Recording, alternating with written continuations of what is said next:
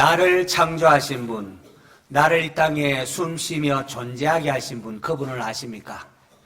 우리 각자가 육신의 부모를 통하여 이 땅에 태어났지만은 우리가 이 땅에 태어나기도 전에, 만물이 조성되기도 전에 우리를 아셨고 우리를 지으시고 우리를 향한 놀라운 계획을 세우고 진행하신 분이 계십니다. 요한복음은 바로 그분을 소개하는 선포로 시작을 합니다. 태초에 말씀이 계시니라. 이 말씀이 하나님과 함께 계셨으니 이 말씀은 곧 하나님이시니라. 예수님은 태초에, 다시 말해서 성육신 이전부터 존재하신 말씀이십니다. 그분은 성자 하나님이십니다. 만물이 그로 말미암아 지은 바 되었으니 지은 것이 하나도 그가 없이는 된 것이 없느니라 라고 했습니다. 그분으로 말미암아 만물이 지은 바 되었습니다. 나를 존재케 하고 이 땅에 살아가게 하신 분이 바로 예수님이십니다. 2000여 년 전에 말씀이 육신이 되어 이 땅에 오셨습니다. 아담과 하와의 범죄한 이후에 인간은 죄로 말미암아 거룩하신 하나님과 함께할 수가 없었습니다.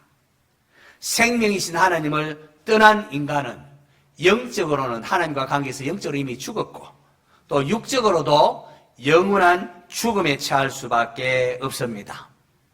우리가 늙고 병들고 관계가 어긋나는 이 모든 것이 죽음의 증상이라 말할 수 있습니다. 이렇듯 죄와 사망의 그늘에 신음하는 우리에게 새 생명을 주시고 함께 하시기 위하여 성자 하나님께서 사람이 되어 이 땅에 오신 것입니다. 오늘 읽은 본문에서 세례 요한은 예수를 향하여 보라, 하나님의 어린 양이로다 라고 증거를 합니다. 요한은 태어날 때의 신비한 탄생 이야기를 가지고 있지 않습니까? 그의 아버지 사가랴가 제사장인데 성전에서 분향하던 중에 천사를 만났고 천사가 네가 아들을 낳을 것인데 그 이름을 요한이라 하라, 그렇게 이름까지 정해줬습니다. 이렇게 해서 태어난 아들이 요한입니다. 요한이 약대 트롯을 입고 가죽띠를 띠고 이제 나이가 30이 넘어서 이스라엘 앞에 나타나서 외치기를 시작합니다. 그의 외침 앞에 영적으로 잠자던 이스라엘이 깨어나기 일어나기 시작합니다. 사람이 너도 나도 자기의 죄를 자복하며 요한이 베푸는 세례를 받습니다. 이러한 요한의 행동이 사람들로부터 주목받자 예루살렘 공에서 도대체 저 사람이 누군가 조사하기 위한 조사단이 파견이 되었습니다. 제사장들과 레위인들이 요한에게 찾아와서 내가 누구냐 물었을 때에 요한은 숨기지 아니하고 나는 그리스도가 아니다 라고 합니다. 그러면 엘리야냐 물을 때도 나는 아니라 라고 합니다. 엘리야의 심령과 능력으로 사실 요한이 오기는 했지만은 당시에 조사단이 물은 것처럼 직접적인 엘리야는 아니기 때문에 이렇게 대답했을 겁니다. 자, 그러면 내가 그 선지자냐 물었습니다. 이것은 신명기 18장을 배경으로 하는데요. 모세가 죽기 전에 예언하기를 하나님께서 이스라엘 백성을 위하여 나와 같은 선지자를 하나 일으킬 텐데 너희들은 그의 말을 들으라 한 적이 있습니다. 이것이 이스라엘의 종말론적 메시아 사상으로 이어집니다. 제사장과 레위인들이 바로 내가 그 선지자냐라고 물은 겁니다. 내가 바로 모세가 말한 바로 그 선지자냐 물었습니다. 요한은 나는 아니다 라고 합니다. 그렇다면은 네가 그리스도도 아니고 엘리야도 아니고 그 선지자도 아닌데 왜 이렇게 세례를 베푸느냐라고 합니다.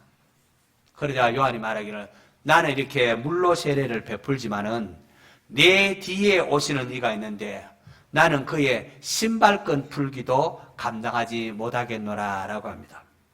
자, 이래했던 요한이 드디어 입을 열어서 예수님을 증거합니다. 오늘 본문 요한복음 1장 29절에 보면 이튿날 요한이 예수께서 자기에게 나아오심을 보고 이르되 보라, 세상 죄를 지고 가는 하나님의 어린 양이로다 라고 합니다. 35절 36절 보면은 또 이튿날 요한이 자기 제자 중 두 사람과 함께 섰다가 예수께서 거니심을 보고 말하되 보라, 제자들에게 보라 하나님의 어린 양이로다 거듭해서 말합니다. 성도 여러분, 요한은 예수님을 향하여 예수님을 보면서 감격하여 보라, 세상 죄를 지고 가는 하나님의 어린 양이로다. 보라, 하나님의 어린 양이로다. 거듭 강조해서 외치고 있습니다. 세례자 요한이 얼마나 감격하며 예수님을 소개하는지 우리가 성경 읽을 때 그 마음을 좀 알았으면 좋겠습니다. 그리고 저와 여러분도 그러한 감격을 가지고 예수님이 어떠한 분이신가 이웃들에게 소개할 수 있기를 바랍니다. 요한의 아버지 사가랴는 제사장이었습니다. 그러니까 요한은 태어나서 자라면서 누구보다도 구약의 제사에 대해서 잘 알 수 있었습니다. 아버지가 하는 거 보면서 옆에 지켜봤습니다. 구약에 보면은 속죄제를 드릴 때에 제물을 이렇게 끌고 와서 그 제물의 머리에 안수를 합니다. 제물의 머리에 안수하는 것은 그리고는 이제 자기 죄를 고백하는데 내 죄가 짐승에게 이렇게 전가되었다 이런 의미도 있고 안수함을 통해 나와 짐승이 또 하나다 이런 의미를 담고 있습니다. 그렇게 죄를 전가하고 난 후에 그 짐승은 잡아서 제단에 드립니다. 그때 드리는 짐승은 흠이 없는 것이어야 합니다. 이것은 장차 온전한 제물로 드리질 하나님의 어린 양이 죄가 없음을 예표하는 겁니다. 죄가 없어야 나의 죄를 여기에 전가할 수 있지 않겠습니까? 자기 죄도 있는데 어떻게 남의 죄를 할 수 있습니까?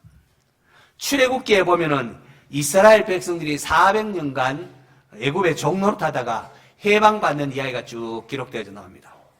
하나님께서 이스라엘 백성들의 고통을 아시고 모세를 보내어서 이스라엘 백성을 구원해내십니다. 그때 하나님께서 애굽의 바로에게 내 백성을 보내라. 그들이 나를 예배할 것이니라 라고 합니다. 그런데 바로가 거역합니다. 이 거역하는 바로와 애굽에 하나님께서 10가지 재앙을 내리는데 마지막 10번째 재앙이 장자가 죽고 처음 난 짐승과 장자가 죽는 무서운 재앙이었습니다. 이러한 재앙을 내리실 때에 하나님께서는 이스라엘 백성에게는 어린 양을 잡아서 그 피를 문설주에 바르게 합니다. 그리고 죽음의 천사가 있을 때에 문에 피가 있는 양의 피가 있는 집은 넘어가서 패스오브에서 6월절에 넘어가게 합니다. 이후에 이스라엘은 6월절이 되면은 어린 양을 잡았습니다. 예수님은 6월절 양 잡는 날에 체포되어서 십자가에 돌아가게 됩니다. 왜냐하면은 예수님이 바로 진짜 6월절의 양 하나님의 어린 양이었기 때문입니다. 그래서 사도 바울이 고린도 전서에 보니까 우리의 6월절 양 그리스도께서 희생되셨느니라 라고 하는 것을 볼 수가 있습니다. 하나님께서 아브라함을 시험하사 네 아들, 네 사랑하는 독자 이삭을 데리고 모리아 땅에 가서 내가 지시하는 땅에서 그를 번제로 드리라고 합니다. 아브라함이 이러한 하나님 말씀에 순종하여 부들부들 떨면서 이삭을 제물로 바치기 할 때에 하나님께서 아브라함아 그 아이에게 내 손을 대지 말라. 그에게 아무 일도 하지 말라. 내가 내 아들 내 독자까지도 내게 아끼지 아니하였으니 내가 이제야 내가 하나님 경외하는 줄을 아노라 라고 하십니다. 그래서 하나님이 친히 준비한 순양을 보게 하십니다. 아브라함은 그 순양을 그 아들을 대신하여 번제로 드리게 됩니다. 하나님 준비하신 바로 양이 장차 우리의 죄를 대신 담당하실 하나님의 독생자 예수 그리스도를 예표하는 것이었습니다. 놀랍게도 하나님께서 자기의 독생자 예수 그리스도를 우리의 죄를 대신 담당하게 하사 아브라함의 복이 천하 만국에 미치게 하십니다. 이사야서에는 고난받는 종의 노래라는 부분이 있습니다. 이사야가 하나님의 구원을 위하여 보냄받은 하나님의 종을 말하며 이렇게 기록합니다. 그가 찔림은 우리의 허물 때문이요 그가 상함은 우리의 죄악 때문이라. 우리는 다 양 같아서 그릇 행하여 각기 제 길로 갔거늘 여호와께서는 우리 모두의 죄악을 그에게 담당시키셨도다. 요한이 가리켜 하나님의 어린 양이라고 한 것은 바로 이러한 구약의 모든 것들을 지칭하는 것이었습니다. 요한의 사역에서 가장 큰 특징은 물로 이렇게 세례를 베푸는 겁니다. 물로 이렇게 세례를 베푸는 겁니다. 그래서 우리는 예수님이 12제자 가운데도 요한이 있지 않습니까? 그 요한은 사도 요한이고, 오늘 본문에 예수님이 앞서서 6개월 앞서서 와서 물로 세례를 베푼 이 요한을 사도 요한과 구분하기 위하여 세례 요한이라고 이렇게 부르기도 합니다. 이 세례 요한, 백성들의 죄사함을 받게 하는 회개 세례를 베풀었습니다. 그래서 요한의 세례는 죄인들이 나와서 내가 이런 죄를 지었습니다 하면서 죄 용서함을 받기를 바라는 마음으로 세례를 받는 겁니다. 자, 그러자 예루살렘에서 파송된 제사장과 레위인들이 요한에게 네가 이놈아 그리스도도 아니고 엘리야도 아니고 그 선지자도 아니라고 하면서 어째서 세례를 베푸느냐 물은 겁니다. 여기에 대해서 요한은 자기의 위치를 분명히 밝힙니다. 나는 이렇게 물로 세례를 주지만은 내 뒤에 오시는 이는 성령으로 세례를 줄 것인데 나는 그의 신발끈 풀기에도 감당하지 못하겠노라 라고 말합니다. 요한은 백성들에게 자신이 죄인임을 고백하며 죄사함 받기를 바라는 마음으로 이렇게 물로 이렇게 세례를 베풀지만은 궁극적으로 죄를 사하시는 분은 예수님에 의하여 주어지는 성령 세례로 말미암는다는 겁니다. 여러분 이것은 오늘도 마찬가지입니다. 우리가 세례식이 되면은 목사가 여러분에게 이렇게 물로 이렇게 세례를 베풀지 않습니까? 옛날에는 침례를 했지만은 요즘 이렇게 물로 이렇게 약식으로 세례를 베푸는데 이 물세례는 어디까지나 외적인 표현일 뿐이고 실제로 그 사람의 죄를 사하시고 그 심령에 구원의 인을 치시는 분은 성령으로 세례를 주시는 예수님이십니다. 야, 예수님이 누구시기에 하나님인 성령으로 세례를 베풀 수 있단 말입니까?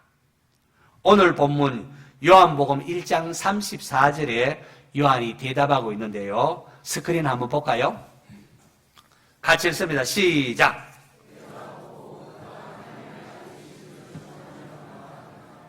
성령으로 세례를 베푸는 분이 누구라고요? 내가 보고 그가 하나님의 아들이심을 증언하였노라 하니라. 성령으로 세례를 베푸실 예수님이 바로 놀랍게도 하나님의 아들이라고 요한이 밝히고 있습니다.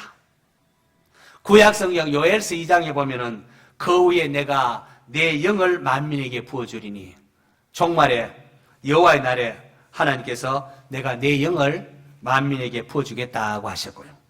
에스겔서 11장에도 보면은 하나님께서 종말에 이스라엘을 회복할 것을 예언하면서 내가 그들에게 한 마음을 주고 그 속에 새 영을 주며 그 몸에서 돌 같은 마음을 제거하고 살처럼 부드러운 마음을 주어라고 하면서 그렇게 하셨는데 말씀이신 하나님께서 육신이 되어 이 땅에 오신 것입니다. 요한이 세례를 베푼 또 보다 더 중요한 이유가 있습니다. 요한복음 1장 31절에 나와 있는데 또 스크린 보면 같이 읽습니다. 시작.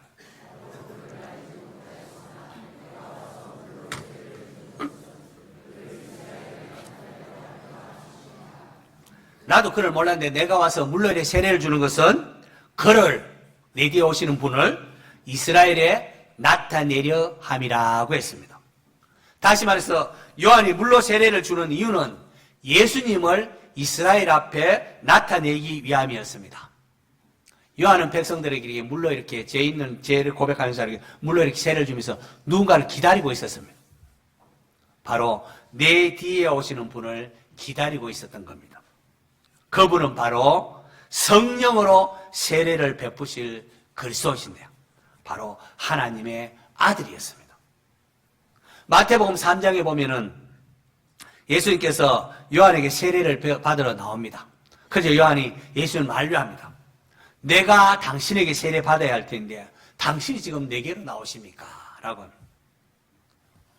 이것을 통하여 요한은 예수님은 죄가 없으신 분이심을 분명히 보여줍니다.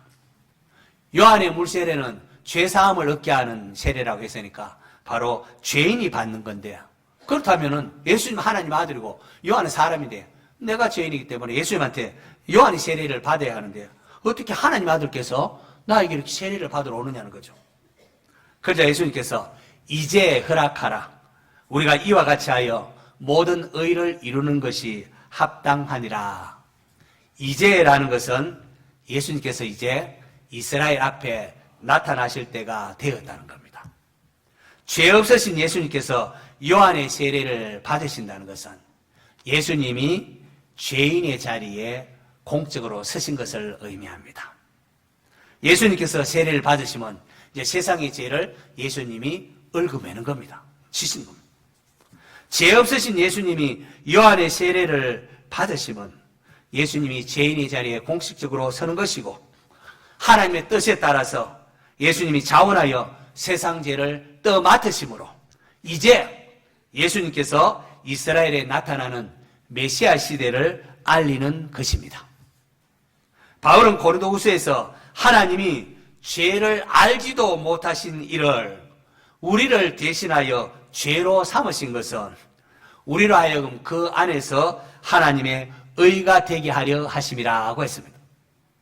예수님의 죄인의 자리에 서심은 죄인된 우리에게 하나님의 의를 이루기 위함이었습니다. 예수님은 많은 사람을 의롭다 하기 위하여 죄인의 자리에 서셨고, 십자가에서 우리를 위하여 피 흘려 주셨습니다. 이사야 선지자가 예언한 것처럼 여호와께서는 우리 무리의 죄악을 그에게, 예수님에게 담당시키신 것입니다. 훗날 사도들이 전한 복음, 다른 게 아닙니다. 그 본질은 바로 하나님의 아들 예수님께서 하나님의 어린 양으로 이 땅에 오셔서 우리의 죄값을 대신 담당하셨다는 것. 그래서 베드로가 우리가 죄에서 용서함 받은 것은 은이나 금같이 없어질 것으로 된 것이 아니요 오직 흠없고 점없는 어린 양 같은 그리스도의 보배로운 피로 된 것이니라 라고 했습니다. 바울도 우리의 유월절 양 그리스도께서 희생되셨느니라 라고 외쳤습니다. 사랑하는 성도 여러분, 예수님은 하나님의 아들이십니다. 그분은 죄가 없으신 분이십니다. 죄가 없으신 하나님의 아들이 사람이 되어 이 땅에 오셔서 요한에게 세례를 받으셨습니다. 예수님께서 세례를 받으셨다는 것은 그분께서 죄인의 자리에 서신 것을 의미합니다. 세상 죄를 지고 가는 하나님의 어린 양이십니다. 이것으로 인하여 예수님은 유월절 양 잡는 날에 체포되어서 고난받으시고 십자가에서 피 흘리신 것입니다. 요한은 이 엄청나고 놀라운 사실을 우리에게 전해주고 있습니다. 그래서 예수님을 바라보며 감격하면서 보라 보라 하나님의 어린 양이로다 라고 우리에게 가르쳐주고 있습니다. 예수님에 대한 요한의 증거, 보라 세상 죄를 지우고 가는 하나님의 어린 양이로다, 보라 하나님의 어린 양이로다. 이 외침 앞에 저와 여러분이 반응해야 합니다. 오늘 우리는 무엇에 마음을 빼앗기고 있습니까? 내가 살아가고 있는 것이 무엇이며 마음을 다해서 붙잡는 게 무엇입니까? 세월의 흐름 앞에 썩고 없어질 것에 목매어 그게 전부인 중 그렇게 살아가고 있지는 않습니까? 세상이 모든 것이 하나님의 것인데 하나님 것으로 살아가면서도 하나님께 감사하지 아니하고 그저 내 정욕을 따라 그렇게 살아가고 있지는 않습니까? 아담 이후에 우리 안에는 뿌리 깊은 죄성이 있습니다. 원죄에 따른 죄성이 있습니다. 환경과 여건만 조성되면은 언제든지 넘어질 수 있고 넘어질 수밖에 없는 존재입니다. 다른 사람 손가락질하지만 우리 안에도 우리 본질이 가려져 있지. 콕 찔러보면은 우리가 여김없이 죄인임이 드러납니다. 이로 인하여 영원히 망할 수밖에 없는 존재입니다. 이러한 우리를 하나님은 버려두지 아니하시고 독생자 예수님을 보내주셨습니다. 하나님은 사랑이십니다. 하나님은 사랑이십니다. 성도 여러분, 나를 창조하신 분, 그분께서 죄인된 나를 사랑하사 나와 함께하기 위하여, 나를 구원하사 나와 함께하기 위하여 이 땅에 오셨습니다. 우리는 하나님의 사랑을 받을 자격이 없건만은 주님께서 나를 대신하여 죽기 위하여 갈보리 언덕에 오르셨습니다. 예수님께서 갈보리 십자가에서 피 흘려 죽어주심으로 우리의 죄를 대속하셨습니다. 영접하는 자, 곧 그 이름을 믿는 자들에게는 하나님의 자녀가 되는 권세를 주셨으니 라고 했습니다. 예수님 안에 생명이 있기에 그분을 영접하는 자는 새 생명을 얻게 되고 하나님의 자녀가 되는 권세가 주어집니다. 요한복음 바로 이 목적으로 기록된 것입니다. 우리의 육신은 세월이 흐른 것 같게 나중에 죽겠지만은 장차 예수 그리스도의 재림시에 우리의 썩을 육체도 영광스러운 몸으로 다시 부활할 것입니다. 여러분 어떻게 하시겠습니까? 자신의 죄인됨을 인정하며 하나님의 어린 양인 예수님을 여러분의 마음의 구원자로 주님으로 영접하시겠습니까? 한 번 더 묻습니다. 여러분 자신의 죄인됨을 인정하며 하나님의 어린 양이신 예수님을 여러분의 마음의 구원자로 주님으로 영접하시겠습니까? 만약 여러분이 예수님을 나의 구주로 영접하셨다면, 예수를 나의 구주로 영접하셨다면 새 생명이 들어간 겁니다. 항상 기뻐하라. 쉬지 말고 기도하라. 범사에 감사하라. 이것이 그리스도 예수 안에 우리를 향한 하나님의 뜻이라고 했습니다. 때로 풍랑이는 바다와 같이 우리를 불안케 하고 힘들게 하는 일이 있다 할지라도 항상 쉬지 말고 범사에, 성도는 혼자가 아닙니다. 예수님께서 이 땅에 오시면 임마누엘의 성취라고 했습니다. 임마누엘은 하나님이 우리와 함께 하시다. 전능하신 하나님이 우리와 함께 하시다. 말씀이 육신이 되어 우리 가운데 거하심에, 사도 요한이 그렇게 기록했는데요. 말씀이 육신이 되어 우리 가운데 거하심에라는 이 거하심에라는 단어는 원어적인 의미가 텐트를 치다, 장막을 치다 이런 의미입니다. 출애굽 다시 이스라엘 백성들 광야를 지날 때에 하나님께서 그들에게 장막으로 텐트 치며 함께 가지 않습니까? 광야길 같은 인생길 가는 우리와 함께하기 위하여 말씀이신 예수님께서 이 땅에 사람이 되어 찾아오셨습니다. 육신의 부모는 때가 되면 헤어지고 믿었던 배우, 사랑했던 배우자도 세월의 흐름과 함께 먼저 떠나갑니다. 누군가 먼저 떠나가게 돼요. 그러나 하나님의 백성에게는 어제나 오늘이나 영원토록 함께 하시는 전능하신 하나님이 있습니다. 우리 각자가 죽음의 강을 건널 때에도 부모나 배우자나 자식도 함께하지 못합니다. 하지만 사망 권세를 깨고 부활하신 주님이 우리와 함께 하시며 천국으로 인도해 주십니다. 하나님이 이 시간도 우리와 함께 하시며 하나님의 자녀인 여러분의 기도에 귀를 기울이고 계십니다. 어떤 문제든지 전능하신 하나님 앞에 담대히 나아가서 아릴 수가 있습니다. 하나님, 내 삶에 이런 문제가 있습니다. 도와주세요. 아릴 수가 있습니다. 왜요? 하나님의 어린 양 예수님으로 말미암아 말입니다. 날 구원하신 주님의 은혜에 감사하며 우리 모두 내 삶의 방향을 새롭게 하시기를 바랍니다. 세상에 썩어질 것, 그거 추구하며 살 것이 아니라 하나님의 영광을 위하여 사십시오. 하나님의 아들이신 예수님을 높이기 위하여 그렇게 살아가고, 우리도 요한처럼 보라 하나님의 어린 양이로다 이러한 감격함을 가지고 그 주님을 우리가 이웃들에게 증거하는 복된 성도들 될 수 있기를 축원합니다.